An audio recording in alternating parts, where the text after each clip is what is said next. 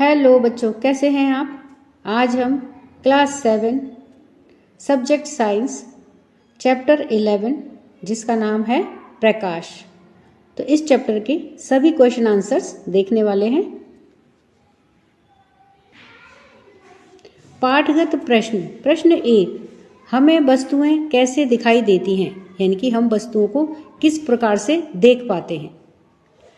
तो उत्तर है कि हमें वस्तुएं तभी दिखाई देती हैं जब प्रकाश उनसे परावर्तित होकर के हमारी आंखों तक पहुंचता है, तो तब हम वस्तुओं को देख पाते हैं।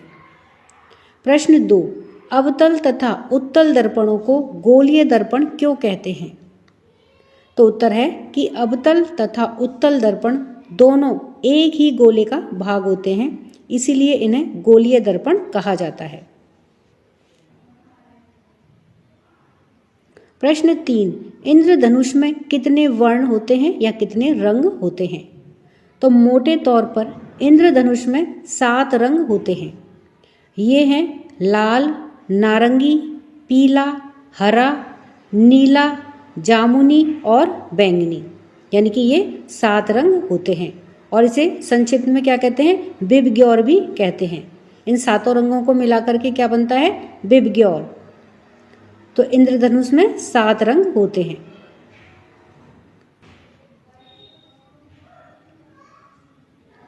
अभ्यास। प्रश्न 1, रिक्त स्थानों की पूर्ति कीजिए। तो यहाँ पर देखिए कुछ वाक्य दिए गए हैं जिनमें बीच बीच में रिक्त स्थान है, तो हमें इनमें उचित शब्द भर करके इन्हें पूरा करना है। तो आइए इन्हें देखते हैं। अब रिक्त स्थान में क्या है कि जिस प्रतिबिंब को पर्दे पर ना प्राप्त किया जा सके वह रिक्त स्थान कहलाता है। तो जिस प्रतिबिंब को हम पर्दे पर प्राप्त नहीं कर सकते हैं वह क्या कहलाता है, तो रिक्त स्थान में आएगा आभासी प्रतिबिंब। क्या कहलाता है वह, आभासी प्रतिबिंब। ख है, यदि प्रतिबिंब सदैव आभासी तथा साइज में छोटा हो तो यह किसी उत्तल रिक्त स्थान के द्वारा बना होगा। तो रिक्त स्थान में क्या आएगा, दर्पण। यानी कि प्रतिबिंब सदैव आभासी तथा साइज में छोटा हो तो यह किसी उत्तल दर्पण के द्वारा बना होगा। ग है, यदि प्रतिबिंब सदैव बिंब के साइज का बने तो दर्पण कैसा होगा, रिक्त स्थान होगा। तो रिक्त स्थान में क्या आएगा, समतल। तो दर्पण समतल होगा। यदि प्रतिबिंब सदैव बिंब के साइज का बने तो दर्पण समतल होगा। घ है, जिस प्रतिबिंब को पर्दे पर प्राप्त किया जा सके वह रिक्त स्थान प्रतिबिंब कहलाता है। तो वह कैसा प्रतिबिंब कहलाता है, रिक्त स्थान में आएगा वास्तविक। यानी कि जिस प्रतिबिंब को हम पर्दे पर प्राप्त कर सकते हैं वह वास्तविक प्रतिबिंब कहलाता है। च है, अवतल रिक्त स्थान के द्वारा बनाया गया प्रतिबिंब पर्दे पर प्राप्त नहीं किया जा सकता। तो यहाँ पर देखिए रिक्त स्थान में आएगा लेंस, यानी कि अवतल लेंस के द्वारा बनाया गया प्रतिबिंब पर्दे पर प्राप्त नहीं किया जा सकता।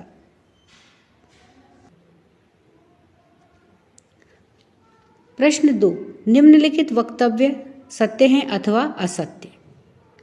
तो यहाँ पर देखिए कैसे लेकर के च तक कुछ वक्तव्य या कुछ सेंटेंसेस दिए गए हैं जिन्हें पढ़ करके हमें यह पता लगाना है कि यह कथन सत्य है अथवा असत्य। तो आइए इन्हें देखते हैं।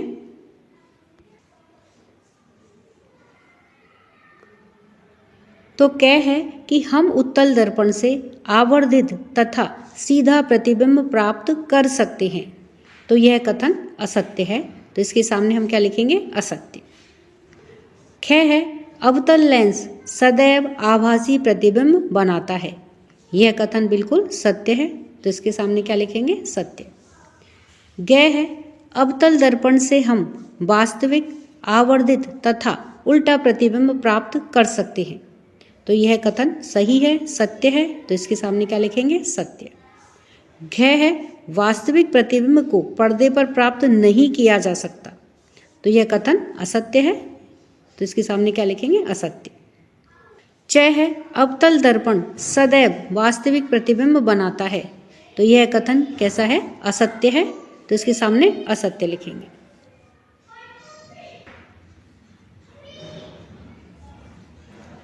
प्रश्न 3, कॉलम ए में दिए गए शब्दों का मिलान कॉलम बी के एक अथवा अधिक कथनों से कीजिए। तो यहाँ पर देखिए कॉलम ए में शब्द दिए गए हैं जिनका मिलान हमें कॉलम बी में दिए गए कथनों के साथ में करना है और कथन एक से अधिक भी हो सकते हैं। तो आइए इन्हें देखते हैं।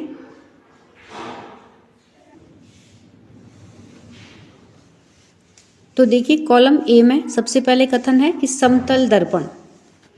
अब इसका मिलान कॉलम बी में है 5वें नंबर के कथन से, जिसमें है कि प्रतिबिंब सीधा तथा बिंब के साइज का प्रतिबिंब बनाता है। उत्तल दर्पण, तो इसमें कॉलम बी में है दूसरे नंबर के कथन के साथ में इसका मिलान होगा। तो कथन है कि अधिक क्षेत्र के दृश्य का प्रतिबिंब बना सकता है। ग है उत्तल लेंस, तो इसमें कॉलम ए के ये पहले नंबर के वाक्य के साथ में इसका मिलान है और वाक्य है कि आवर्धक लेंस की भांति उपयोग होता है। घ है अवतल दर्पण और यह कॉलम बी के तीसरे नंबर के कथन के साथ में इसका मिलान है और कथन है कि दंत चिकित्सक दांतों का आवर्धित प्रतिबिंब देखने के लिए उपयोग करते हैं। किसका? अवतल दर्पण का।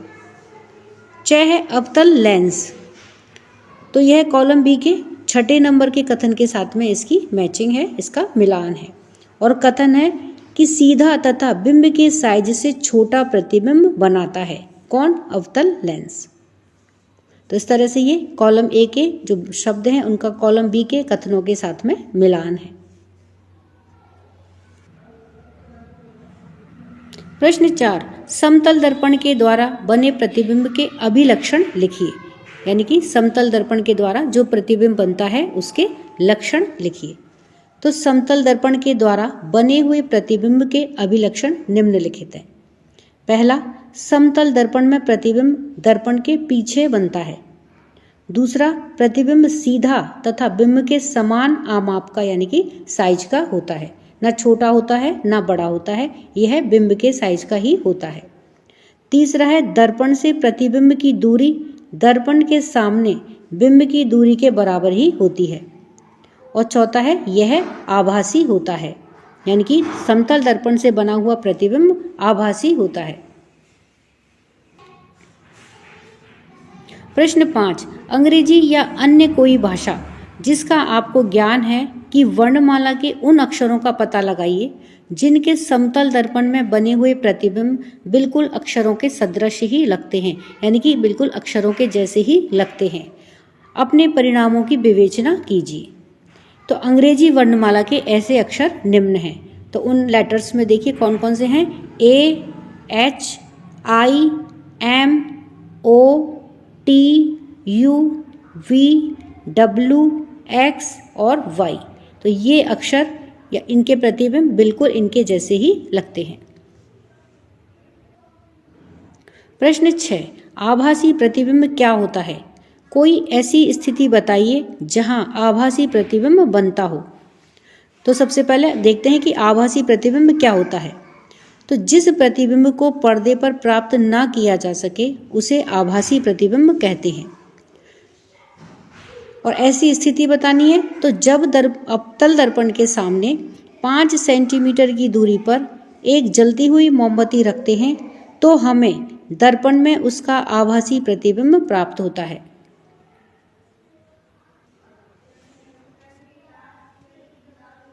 प्रश्न 7, उत्तल तथा अवतल लेंसों में 2 अंतर लिखिए। उत्तल तथा अवतल लेंसों में अंतर। तो देखिए पहले उत्तल लेंस देखते हैं फिर अवतल लेंस देखते हैं। तो उत्तल लेंस में यह लेंस किनारों की अपेक्षा बीच में मोटे होते हैं, यानी कि जो उत्तल लेंस होते हैं ये किनारों पर तो पतले होते हैं और बीच में मोटे होते हैं। जबकि अवतल लेंस क्या होता है, यह बीच की अपेक्षा किनारों पर मोटे होते हैं। दूसरा है कि उत्तल लेंस यह वास्तविक प्रतिबिंब बना सकते हैं, जबकि अवतल लेंस में क्या होता है कि यह सदैव आभासी प्रतिबिंब बनाते हैं। प्रश्न 8, अवतल तथा उत्तल दर्पणों का एक एक उपयोग लिखिए। तो अवतल दर्पण का उपयोग है कि दंत विशेषज्ञ इसका उपयोग दांतों का बड़ा प्रतिबिंब देखने के लिए करते हैं और उत्तल दर्पण का उपयोग है कि स्कूटर या कार जैसे वाहनों में पार्श्व दर्पणों यानी कि जो साइड मिरर होते हैं उसमें से पीछे के अपेक्षाकृत अधिक क्षेत्र के वाहनों को देखने के लिए इसका उपयोग किया जाता है।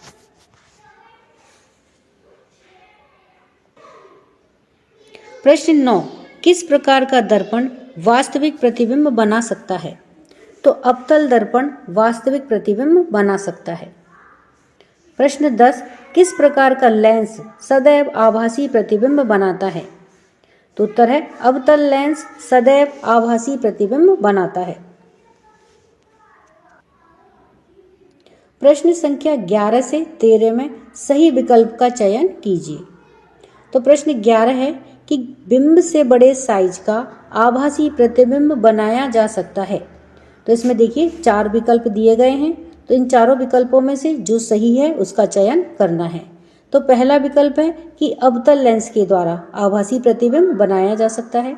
दूसरा है अवतल दर्पण के द्वारा, तीसरा है उत्तल दर्पण के द्वारा और चौथा है समतल दर्पण के द्वारा। तो इसका सही उत्तर है दूसरा, अवतल दर्पण के द्वारा आभासी प्रतिबिंब बनाया जा सकता है, यानी कि बिंब से बड़े साइज का आभासी प्रतिबिंब बनाया जा सकता है। प्रश्न 12, डेविड अपने प्रतिबिंब को समतल दर्पण में देख रहा है। दर्पण तथा उसके प्रतिबिंब के बीच की दूरी 4 मीटर है। यदि वह दर्पण की ओर 1 मीटर चलता है तो डेविड तथा उसके प्रतिबिंब के बीच की दूरी होगी। अब इसमें देखिए 4 विकल्प दिए गए हैं। तो पहला है 3 मीटर, दूसरा है 5 मीटर, तीसरा है 6 मीटर और चौथा है 8 मीटर। तो इन चारों विकल्पों में से सही है तीसरा 6 मीटर, यानी कि डेविड और उसके प्रतिबिंब के बीच की दूरी होगी 6 मीटर। प्रश्न 13, एक कार का पश्च दृश्य दर्पण समतल दर्पण है, यानी कि पीछे की तरफ देखने का जो दर्पण है वह समतल दर्पण है। ड्राइवर अपनी कार को 2 मीटर प्रति सेकंड की चाल से बैक करते समय पश्च दृश्य दर्पण में अपनी कार के पीछे खड़े यानी कि पीछे की तरफ पार्क किए हुए किसी ट्रक का प्रतिबिंब देखता है। ड्राइवर को ट्रक का प्रतिबिंब जिस चाल से अपनी ओर आता हुआ प्रतीत होगा वह है। तो इसमें 4 विकल्प हैं, जिसमें से पहला है 1 मीटर प्रति सेकंड, दूसरा है 2 मीटर प्रति सेकंड, तीसरा है 4 मीटर प्रति सेकंड और चौथा है 8 मीटर प्रति सेकंड। तो इसमें सही विकल्प है तीसरा 4 मीटर प्रति सेकंड। तो इस तरह से हमने इस पाठ के सभी प्रश्न उत्तरों को देखा है। वीडियो पसंद आने पर वीडियो को लाइक करें, शेयर करें। चैनल पर नए हैं तो सब्सक्राइब करना ना भूलें। मिलते हैं नई वीडियो में। इसी के साथ धन्यवाद।